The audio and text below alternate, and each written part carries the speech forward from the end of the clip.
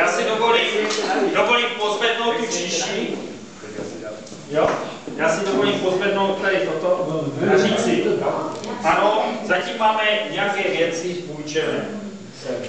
To půjčené je ta Becherovka. Ale máme před sebou velké plány, jak v obci, tak v kraji. A já myslím, že se nám to společně podaří. Takže na zdraví všech, i těch, co nepřišli. To říkám, starosta má úkol, já si můžu dovolit jako hejtman úkolovat i nestraníka, no, jako. No, výborně. Jo, a dovolím si říct, ať pozdravuje všechny ve zdejší obci, protože všech 506 lidí si zaslouží, aby tady bylo aby se tady dobře žilo.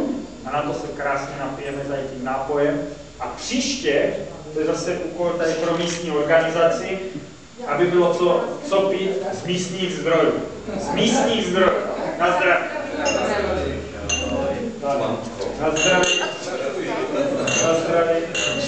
Tak, tady jsem zjistil první úkol, který dostal, který zadal předseda. Je historický první úkol. Na zdraví.